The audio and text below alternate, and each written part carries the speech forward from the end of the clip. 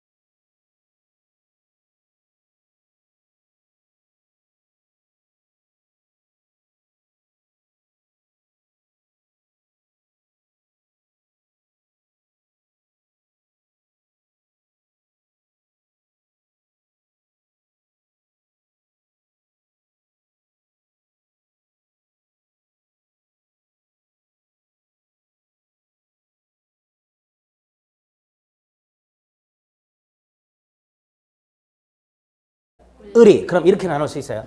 의사를 결정하고 짜장면 이렇게 결정을 하고 그걸 중국집 사장한테 주문을 하는 경우, 의사를 결정해서 표시 행위를 하는 경우, B는 갑이 결정합니다. 표시는 의리해요. C는 의리 결정하고 의리 표시합니다. 이렇게 되죠.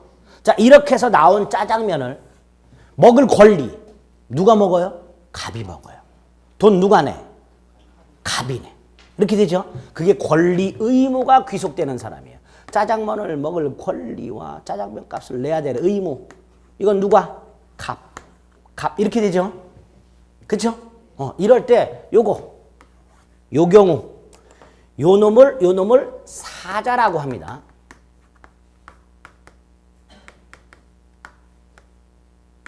시킬 사자, 놈자자 써. 심부름꾼을 말해요. 반면에 요게 대리입니다. 요게 대리. 구별되지요? 그래서 대리와 구별해야 될 개념이 사자가 하나 나옵니다. 다른 놈은 구별 안 해도 돼요. 대리하고 구별해야 될 놈이 사자가 나와요. 어디서 차이가 나타나요? 누가 결정을 하느냐에서 차이가 나죠? 나머지는 똑같아요. 누가 결정을 하느냐에서 대리와 사자의 차이가 나타나요. 따라서 사자의 경우에는 누가 결정할 수 있는 능력, 즉 의사 능력이 있어야 돼요. 지난주에 결정력, 판단력을 뭐라 그랬어요? 의사 능력. 이 경우에는 누가 결정력이 있어야 돼요? 갑이 있어야 되죠. 이 경우에는 누가 있어야 돼요? 을이 있어야 돼요. 그러니까 왼쪽은 이렇게 말합니다. 요 경우에는 사자는 만취에 있어도 돼요. 그렇죠?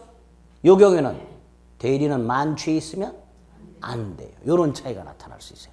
의사를 누가 결정하느냐에 따라서 대리와 사자의 차이가 나타나게 됩니다. 그런데 중국집 사장님 병의 입장에서 한번 생각해 볼까요?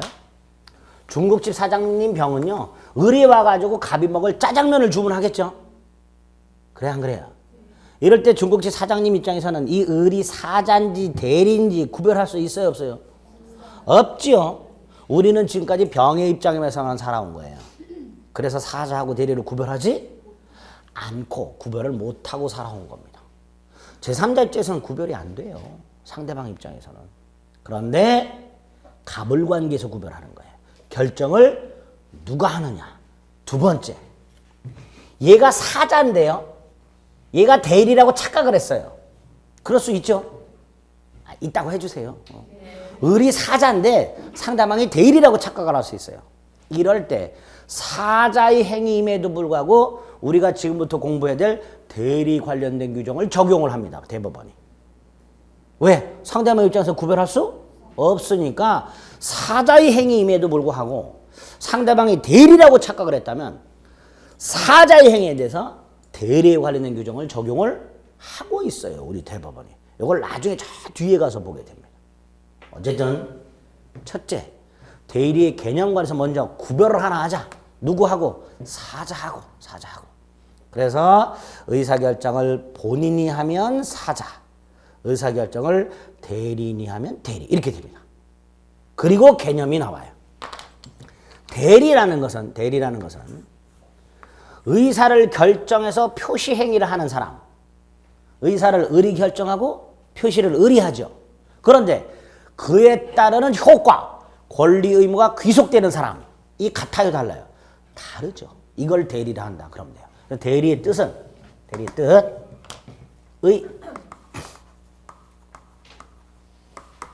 의사를 결정해서 표시 행위를 하는 자와 의사를 결정해서 표시 행위를 하는 자. 이걸 한 단어로 뭐라고 할 수 있어요? 법률 행위. 네? 법률 행위하는 사람하고, 이 법률 행위하면 행위자가 의도한 대로 권리 의무가 생긴다 그랬죠. 그 권리 의무, 즉 효과의 귀속자가 분리가 되는 제도, 달라지는 제도, 이걸 뭐라 한다? 대리라 한다. 대리의 뜻, 머리에 콱 박으시면 되죠? 됐다고 해주세요. 안 됐어요? 됐잖아. 지금까지 실컷 설명했는데 그런 표정으로 보지 마시라니까. 왜 저를 그런 표정으로 봐? 옆 그래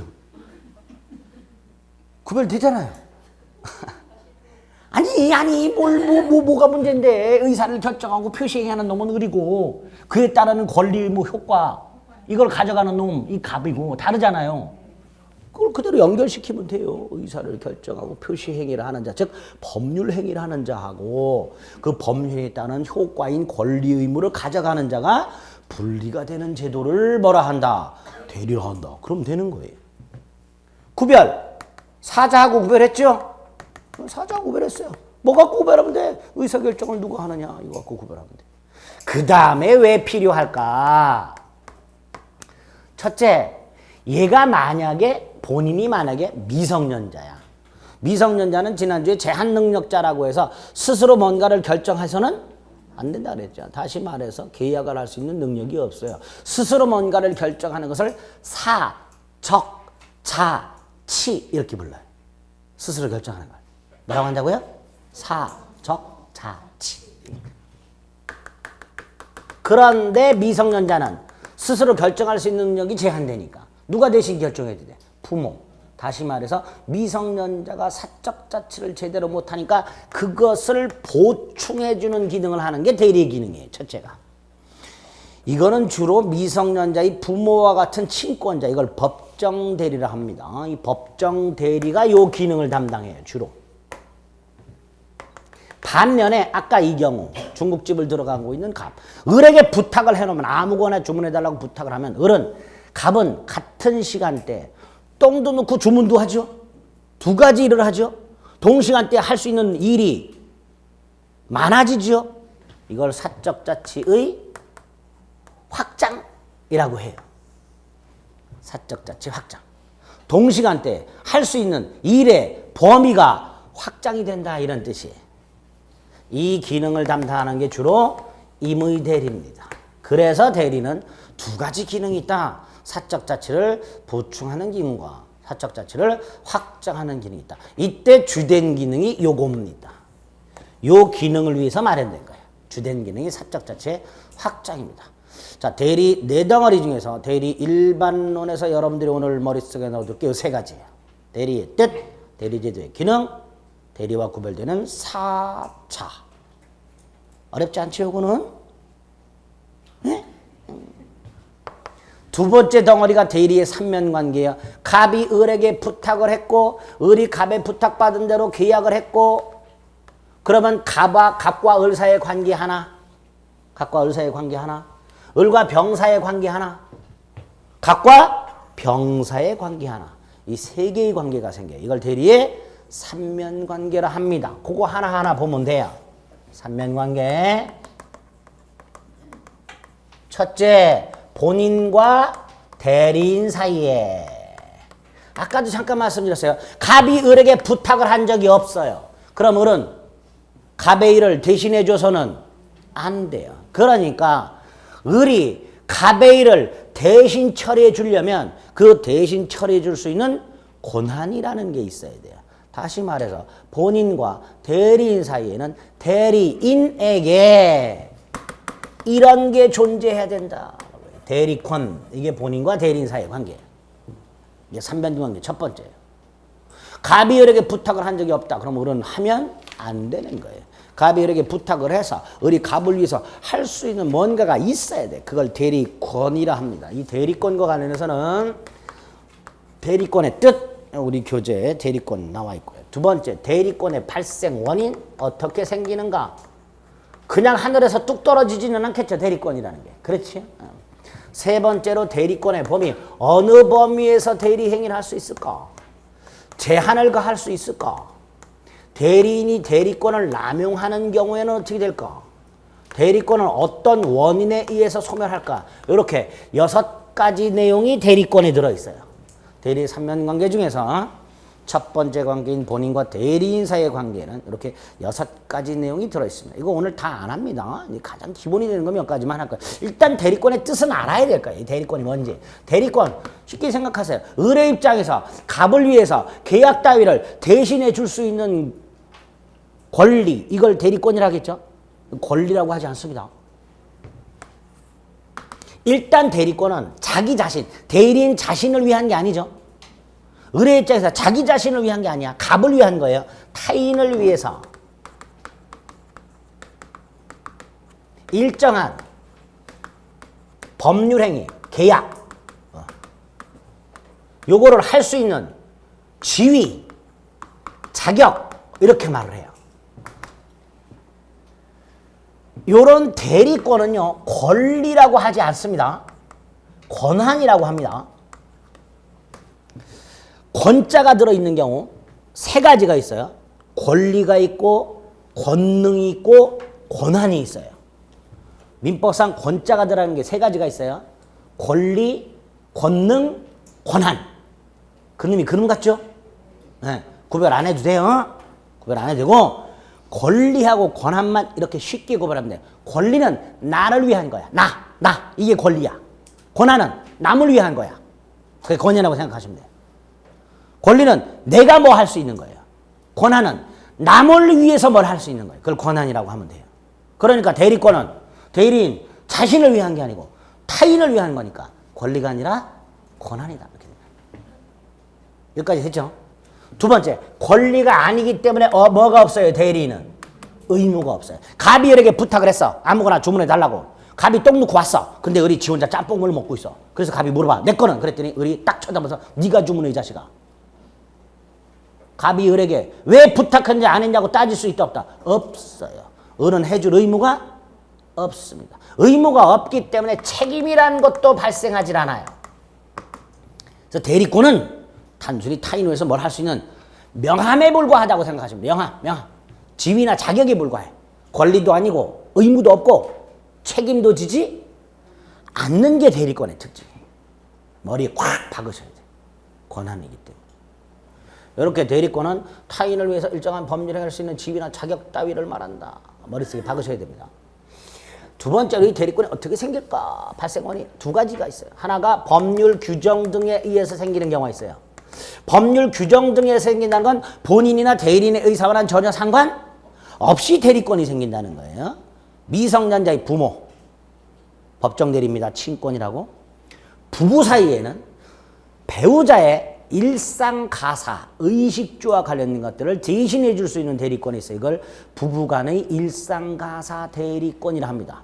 이때 남편이 부인에게, 부인이 남편에게 뭔가를 부탁한 적이 없음에도 불구하고 부부 사이에서는 서로 상대방 배우자의 일상 가사와 관련된 일들, 이걸 뭐 옷을 산다거나 뭐 이런 일상 가사와 관련된 것들을 대신해 줄 수 있는 권한이 법률에 의해서 부여되어 있습니다. 그래서 대표적인 법정 대리라고 부르는데 대표적인 예가 친권이나 일상가사 대리권이라는 게 있어요. 법률 규정 등에 생기는 대리권. 반면에 본인의 법률 행위를 통해서 생기는 게 있어요. 본인의 법률 행위. 임의 대리를 합니다. 자, 갑을병 셋이 식당을 들어갔어요. 셋이. 근데 갑이 화장실 가야 돼. 그럼 둘 중에 한 사람한테 부탁을 해야 돼. 누구한테 부탁할지 고민하겠죠? 안 하나? 한다고 해주세요. 원래 고민해야 돼. 둘 중에 한 사람. 을은 미식가. 병은 똥도 처먹는 놈이야. 누구한테 부탁을 할까? 미식가. 을한테 부탁을 해야지라고 결정을 해. 갑이. 그리고 을한테 부탁을 해. 표시를 해. 그럼 갑의 의사 표시대로 병이 아닌 누구에게? 을에게 대리권이 생겨. 그러니까 본인 갑의 법률행위가 되는 거예요. 이걸 뭐라 한다? 임의대리. 요거를 수권행위라고 부릅니다. 본인의 수권행위를 통해서 발생하는 대리권을 뭐라 한다? 임의대리. 본인이 누구에게 부탁할지를 결정하고 그 사람한테 해달라고 표시를 함으로써 본인의 의사 표시대로 그 사람에게 대리권이 생기는 거예요. 그러니까 본인의 법률행위고 그 임의대리권을 발생시키는 본인의 법률행위를 수권행위라고 이름을 붙입니다. 수권행위. 자, 이 수권행위, 임의대리권을 발생하게 하는 본인의 법률행위를 말하겠죠? 그걸 말합니다. 두 번째, 갑이 만약에 을에게 부탁을 딱 했어요. 그랬더니 을이 노합니다. 거절. 나도 바빠 이 자식아. 을에게 대리권이 생길까요? 안 생길까요? 생깁니다. 을이 거절하더라도 을에게는 대리권이 생깁니다. 수권행위는 대리인과의 계약이 아니라 본인의 단독행위예요. 수권행위는 본인과 대리인 사이의 계약이 아니고 본인의 단독행위예요. 을에 동의나 승낙이 없어도 을에게는 대리권이 생깁니다. 그럼 을 입장에서 좀 불만이 생기겠죠. 나도 바쁜데 저는 지멋대로 나한테 대리권을 줬어. 안 하면 그만이에요. 아까 뭐라 그랬어요? 해야 될 의무가 있다 없다? 없어. 책임진다 안 진다? 아니죠. 하기 싫으면 안 하면 그만이야. 그러니까 굳이 을의 동의나 승낙을 받을 필요가 없어. 오히려 대리 을의 동의나 승낙이 필요한 계약이라면 갑을 사이에 권리 의무가 생겨요. 계약상 권리 의무가 생겨버려요. 아시겠죠? 그래서 수권행위는 본인과 대리인 사이의 계약이 아니고 본인의 단독행위고 따라서 대리인의 동의나 승낙을 받을 필요 없이 일방적으로 대리권이 생깁니다. 여기까지 됐죠? 세 번째, 수권행위를 어떤 방식으로 해야 될까? 일정한 방식이 필요가 없어요. 분료식이에요. 보통요, 우리가 이 음식 주문 같은 걸 부탁하는 게 아니고 땅을 팔아달라고 부탁을 할 때는 위임장 주지요. 인감증명서 떼줄 거고요. 인감도장도 줄 거예요. 그러면 위임장을 주거나 각종 서류를 주거나 인감 따위를 주는 게 수권행위냐? 아니지요. 만약에 위임장 따위를 주는 어떤 형식적인 게 수권행위라면 음식 주문할 때도 주문을 부탁할 때도 뭘 써줘야 돼요? 위임장을 써줘야 돼요. 똥 마려 죽겠는데 위임장 언제 쓰고 앉아있어? 쓰다가 똥 싸 잘못하면. 그러니까 수권행위는 뭔가를 주거나 뭔가를 써주거나 이게 수권행위가 아니고 그냥 부탁하는 것 자체 이게 수권행위입니다. 위임장을 주는 거는 수권행위가 있었다는 증거에 불과할 뿐 그 자체가 수권행위가 아니다. 그래서 분류식행위다. 일정한 방식이 필요가 없다. 이렇게 됩니다. 네 번째로 이게 조금 어려워요. 가분행위 있어요. 직원 을을 고용합니다. 고용계약을 합니다. 고용계약을 하면요. 고용한 사람을 사용자라고 하고요. 뭐라 하고요? 사용자. 사장님 그러지 마세요. 근로자가 아니라 피용인이라고 합니다. 계약을 했죠. 자, 그 다음에 교육을 시킵니다. 교육을 시켜서 업무를 맡기죠. 대출 업무, 예금 업무, 카드 업무, 보험 업무, 상담 업무 이런 업무를 맡길 거예요. 맡기겠죠. 너 예금 업무를 해.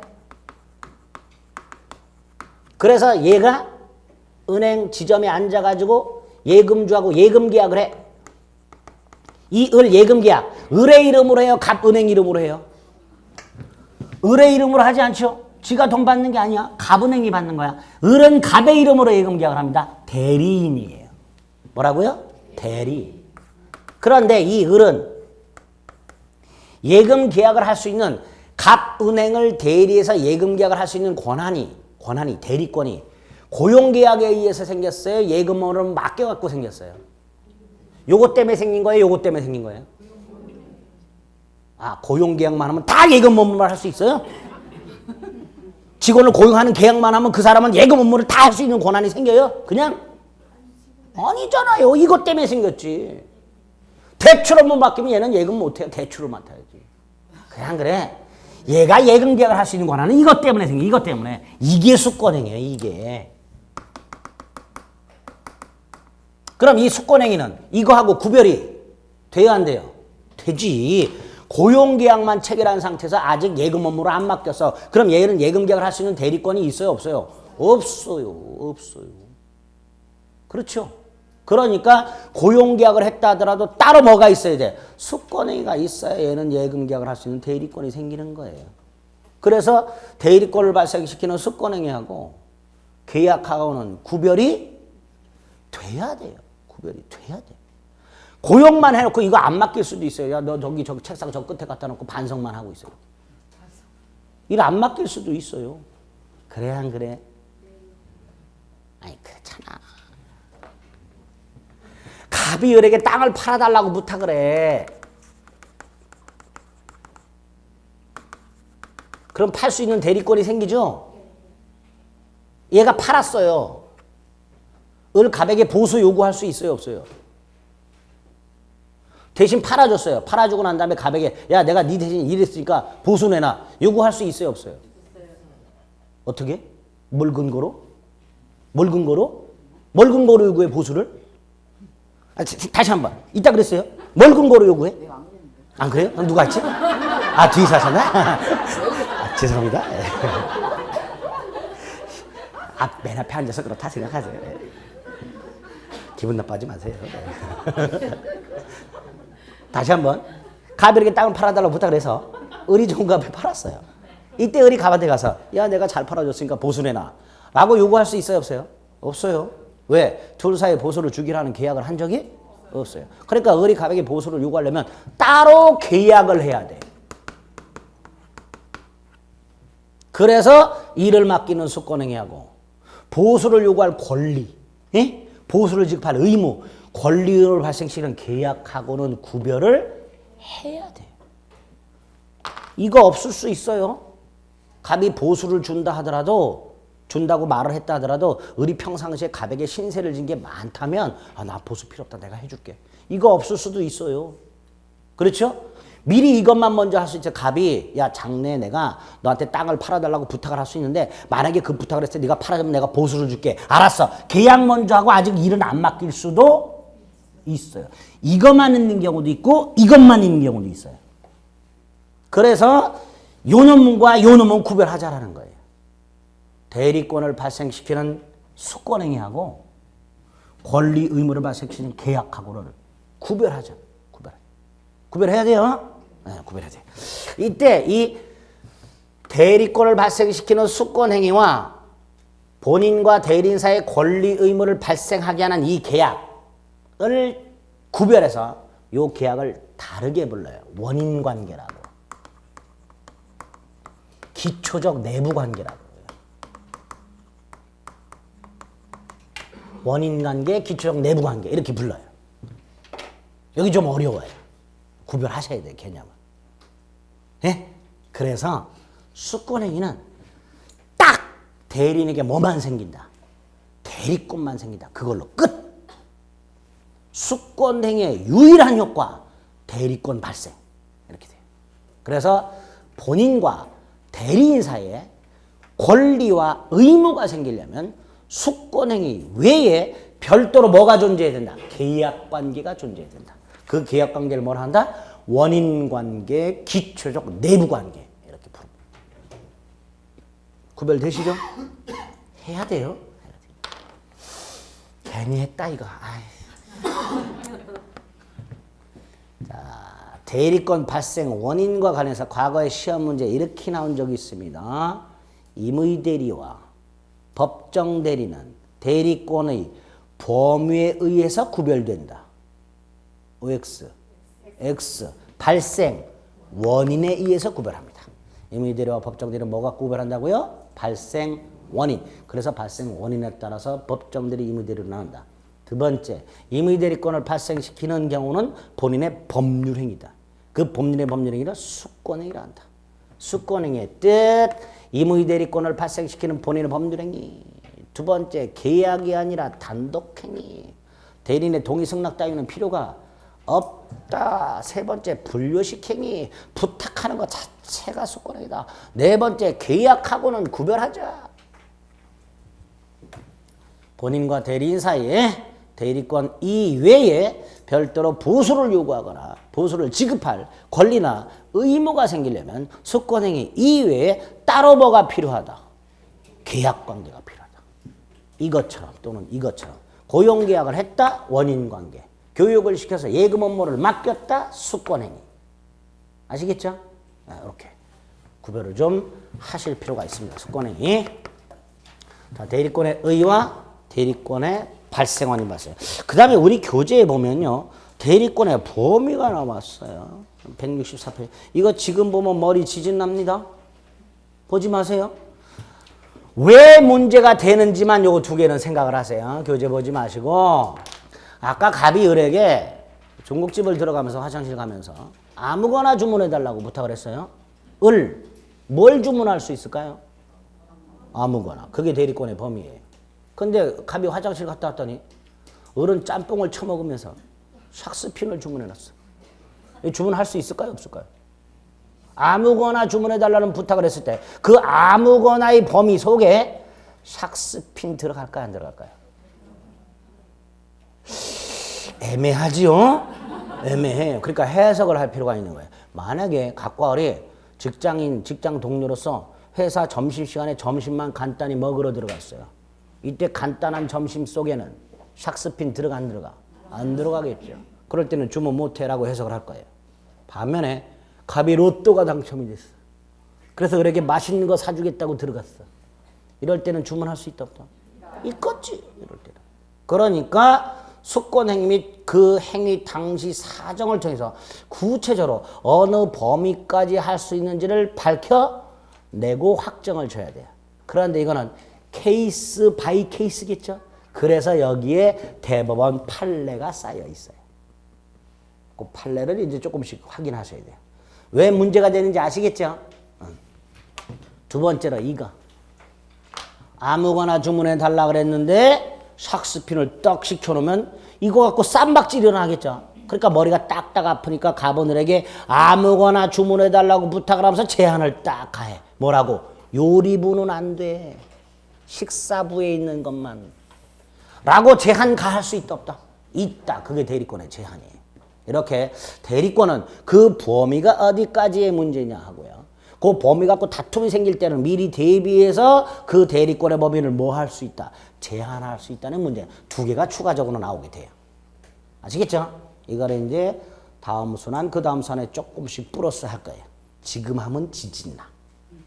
이거 아예 생각도 하지 마. 왕지진날. 왕지진날. 이거는. 이제 요것만 하나 마지막으로 보시면 돼요. 대리권 소멸. 대리권 소멸은 대리권 소멸 사유를 말합니다. 대리권이 천년만년 갖고 있지는 않겠죠. 어떤 이유가 있을 때 소멸하게 될 거예요. 이때 이 대리권 소멸 사유 와서 조문 두 개를 외우셔야 돼요. 127조하고 128조하고. 대리권 소멸 관해서 127조와 128조 두 개를 좀 확인하셔야 되는데 127조는요. 임의 대리와 법정 대리의 공통된 소멸 사유를 정해놨어요. 책 피지 마세요. 책 찾지 마. 덮어 아예. 못 찾아요. 어디 있는지. 겨우 찾아갔는데 없어. 책을 쓰신 분과 저하고 가치관이 다르기 때문에 입문 과정에서 해야 될 것과 안 해야 될 게 달라요. 제가 하는 건 제 맘대로 하는 거예요. 아시겠죠? 그러니까 입문서 보셔도 돼요. 나중에 기본서에 다 들어있으니까 그때 확인 시켜드릴 테니까. 듣는 데 집중하세요.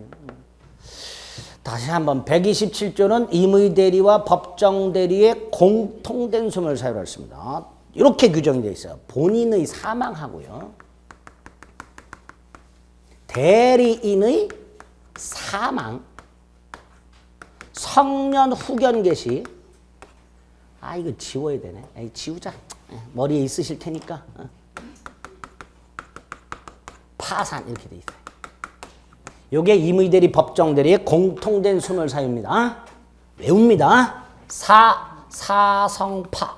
외웁니다. 사성파. 이때 본인은 사망만 대리권 소멸 사유예요. 본인 사망만. 반면에 대리인이 사망한 경우뿐만 아니라 대리인의 성년 후견이 개시된 경우, 대리인이 파산한 경우까지가 대리권 소멸 사유예요.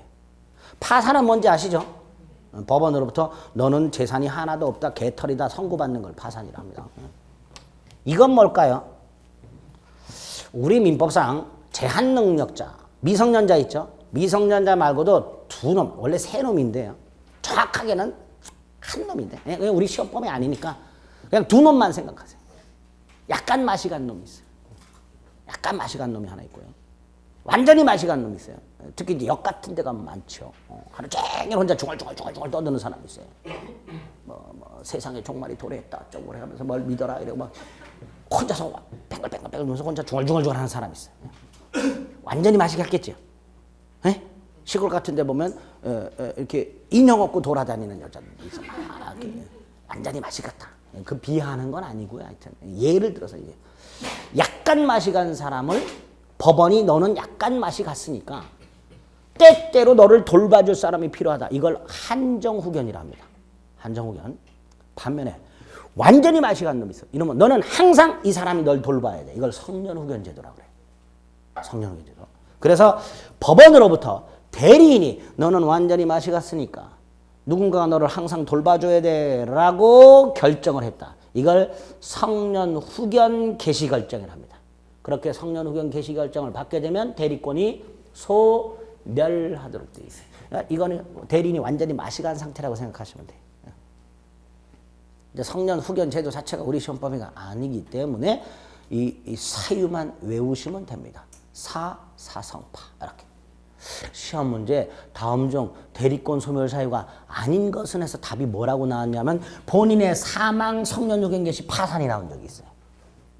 대리권 소멸 사유에 아니에요. 아니에요. 본인의 성년후견에 계시나 본인의 파산한 대리권 소멸 사유가 아닙니다. 본인은 사망만 대리권 소멸 사유예요. 아시겠죠? 그런 식으로 나오니까 사 끊고 사성파 이렇게 외워놔야 돼요. 본인의 사망, 대리인의 사망, 성년후견 개시 파산 이렇게 됐죠? 에? 외워! 처음부터 외워! 이런 거 외우는 거예요. 중얼중얼 하다 보면 외워져요. 128조는 임의 대리의 특유한 소멸사예요. 첫째, 임의 대리는 아까 수권행위를 통해 생긴다 그랬죠? 네? 이거 철회하면 돼요. 가비율한테 부탁을 했는데 너 하지 마. 철회하면 됩니다. 수권행위 철회. 은행이 직원에게 예금 업무를 맡겼는데 서툴어. 그럼 은행이 이렇게 말. 너 예금 업무 하지 마. 저 가서 상담 업무만 해. 그럼 얘는 예금 업무를 할 권한이 없겠죠? 이걸 수권행위 철회라고 그래요. 또 하나. 이걸 해지해버려요. 그럼 대리권 소멸 해야겠죠. 원인관계의 종료 이렇게 부릅니다. 조문에 이렇게 되어 있어요. 임의 대리권 소멸 사유 2개, 원인관계의 종료, 수권행위 철회. 이거 생각하시면 돼요. 고용계약을 해지했다, 대리권 소멸. 예금 업무를 하지 말아라, 너는 상담 업무만 해라. 수권행위를 철회했다, 예금 업무와 관련된 대리권 소멸. 이렇게. 그래서 임의 대리권 소멸 사유가 2개, 원인관계 종료, 수권행위 철회. 외워야 되는 거예요, 이런 거는. 됐죠? 여기까지가 대리의 삼면관계 중에 첫 번째. 본인과 대리인 사이의 대리권.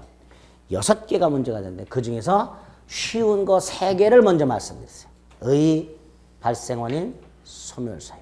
가운데 있는 게 어려워요. 이건 이런 게 있구나라는 거 정도만 생각을 해두시면 됩니다. 첫 번째 관계예요. 두 번째 관계가 대리인과 상대방 사이의 관계겠죠. 네? 본인과 대리인 사이의 관계 봤으니까 대리인과 상대방 사이의 관계를 보면 되겠죠. 두 번째 관계, 대리 삼면 관계.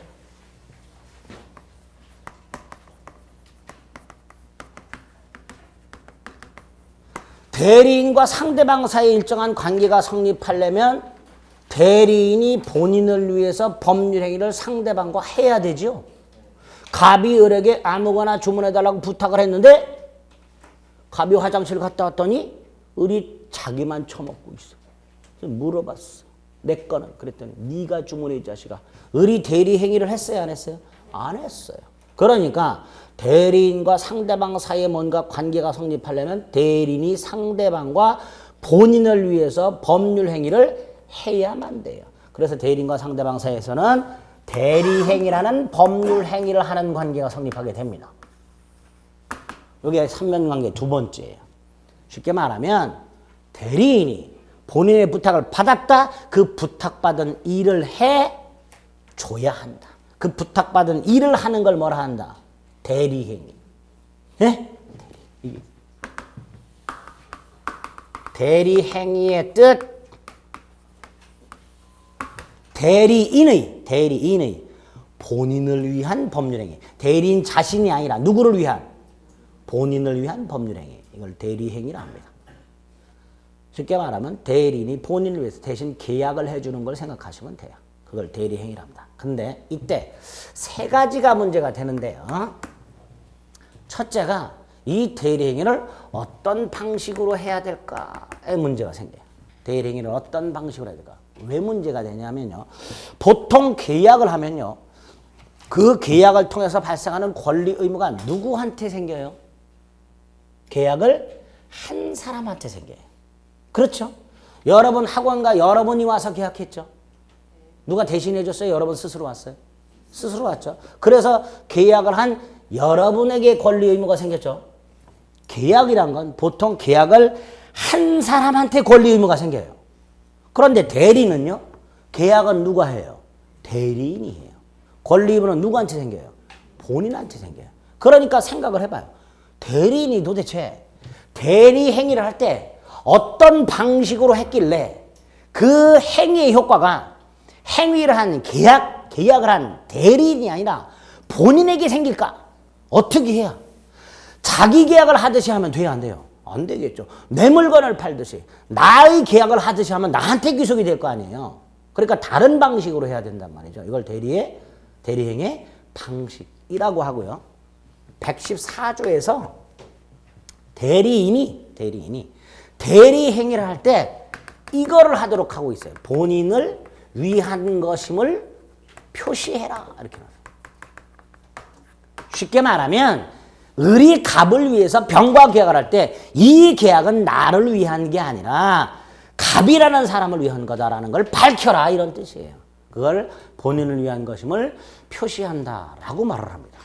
조금 어렵게 대리의사표시라고 하고요.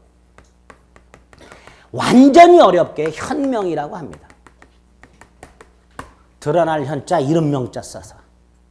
결론, 대리인이 대리행위라는 걸 했을 때 그 행위 효과가 대리인 자신이 아닌 본인에게 귀속이 되려면 대리행위를 할 때 상대방에게 본인을 위한 것임을 표시하라. 이렇게 되는 거예요. 이렇게 해야만 대리행위가 됩니다. 그러니까 만약에 대리인이 현명을 하지 않으면 이건 대리행위가 아니겠지요. 대리행위가 아니니까 누구의 행위가 되는 거예요? 대리인 자신의 행위가 되는 거예요. 그래서 115조에서 본인을 위한 것임을 표시하지 않았다면 대리인 자기의 행위로 본다. 이렇게 해놨어요. 그러니까 효과는 누구한테 기속이 돼요? 대리인 자신한테. 즉 대리인이 계약 당사자가 되어버립니다. 예? 짜장면 주문할 때 다른 사람을 위한 짜장면이라는 걸 밝히지 않으면 그 짜장면 을이 먹어야 되고 을이 돈을 내야 돼요.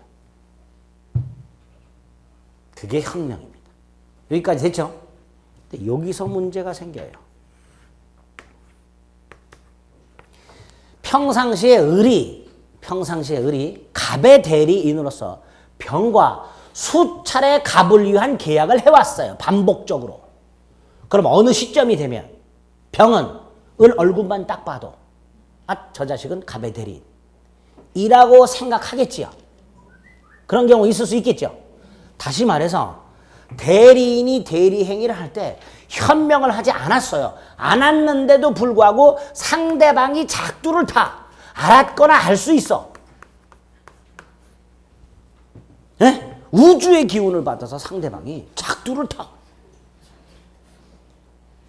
대리인이라는 걸 알았거나 알 수 있는 경우가 있을 것이다. 그럴 때는 예외적으로 현명을 하지 않았는데도 뭐가 된다? 대리행위가 된다. 이렇게 해놨어요. 이게 대리행위 방식이에요. 어렵지 않아요. 대리인이 대리행위할 때 갑의 이름을 밝혀라. 그래야 갑에게 효과가 기속된다. 근데 안 밝혔어? 그럼 네가 책임져. 대리인 너. 그런데 상대방이 작두를 타. 알았거나 알 수 있었어.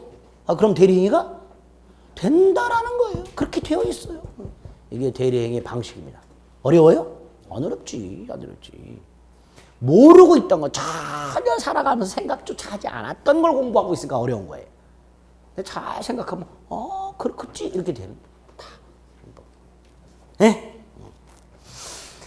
이게 첫 번째입니다. 두 번째, 대리행위도 법률행위죠.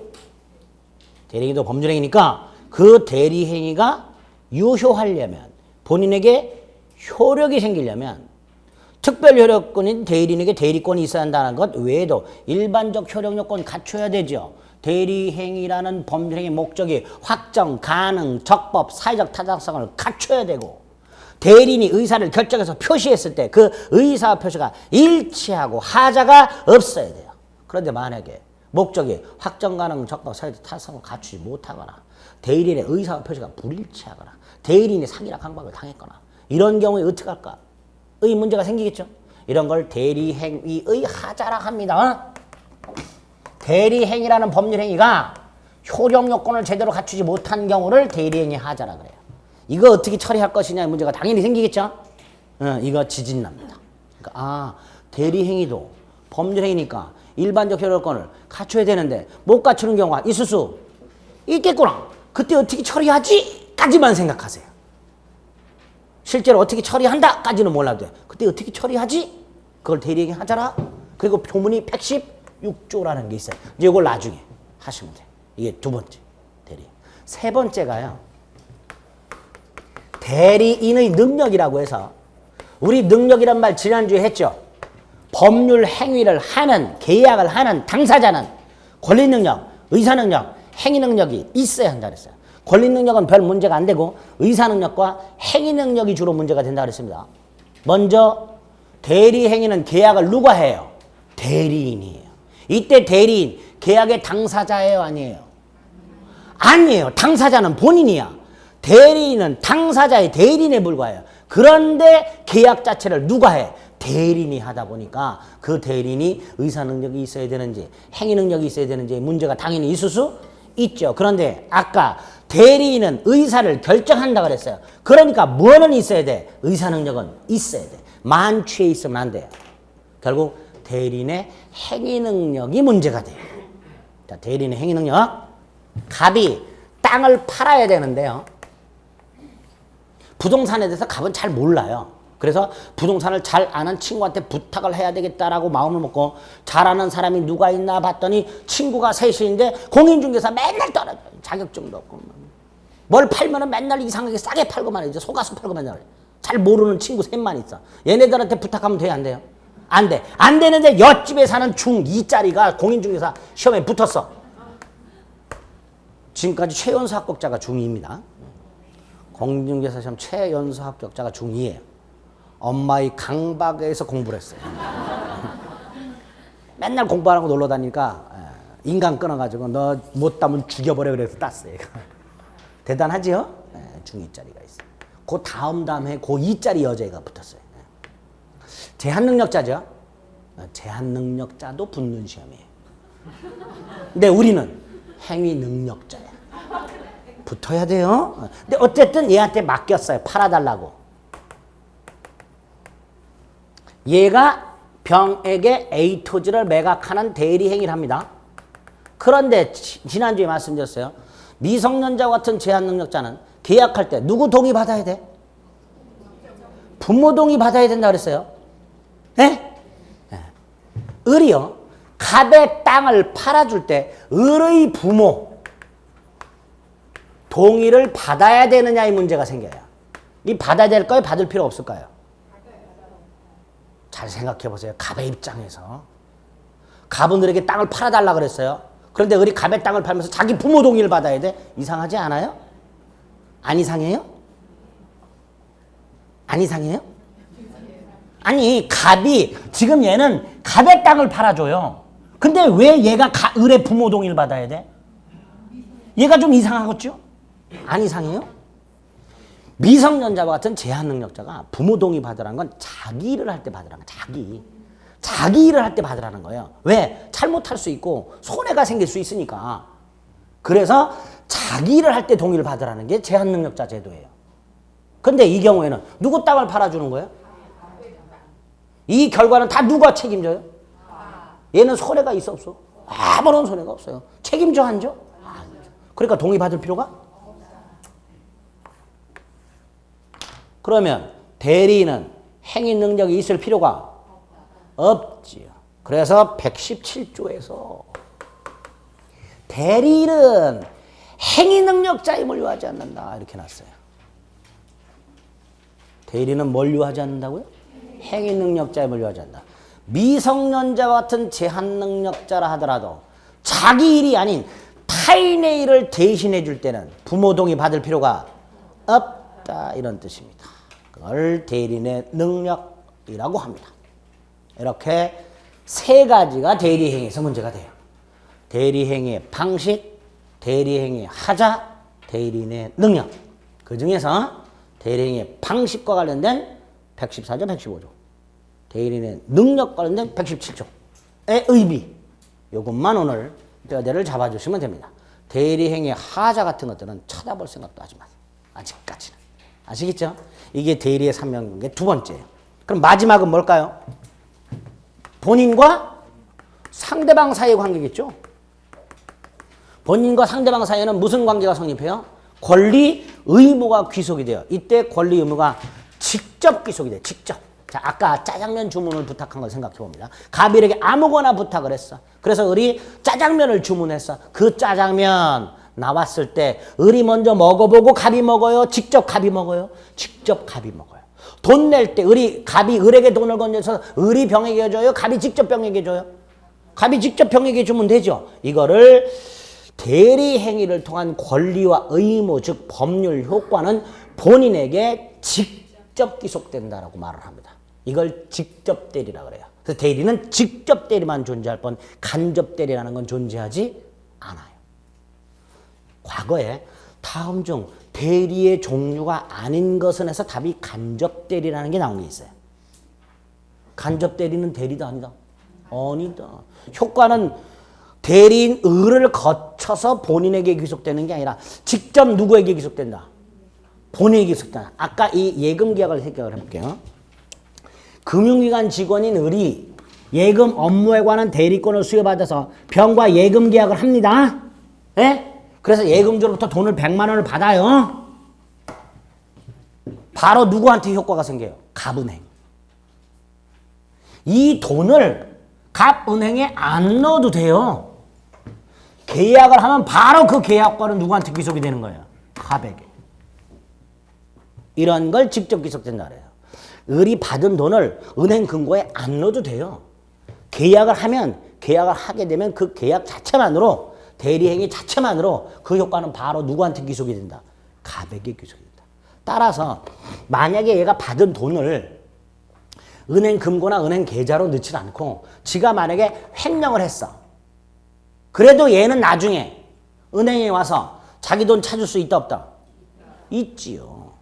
만약에 이 받은 돈을 갑에게 갑은행으로 넣어야만 효과가 생긴다면 을을 거쳐서 효과가 계속된다면 얘가 횡령을 했을 때 얘는 은행 와서 돈을 찾을 수가 없게 돼버려요. 그래서 을이 돈을 받았다. 직접 누가 받은 거다? 갑은행이 받은 거다. 라는 식으로 해석을 하는 거예요. 그래서 대리행위의 효과는 을을 거쳐서 그 다음에 갑에게 계속되는 게 아니라 을이 행위를 하면 그 효과는 바로 누구한테 발생한다? 본인에게 바로 발생한다. 이걸 효과가 직접 귀속된다. 이렇게 말을 합니다. 그걸 본인과 상대방 사이의 관계라고 생각하시면 돼요. 본인과 상대방 사이의 관계는 간단합니다. 효과는 어떻게 된다? 직접 본인에게 귀속된다. 이렇게만 생각하시면 돼요. 이게 대리의 삼면관계 내용이에요. 간단하지요? 네, 간단해요. 조금 쉬었다가 나머지 2개 보겠습니다.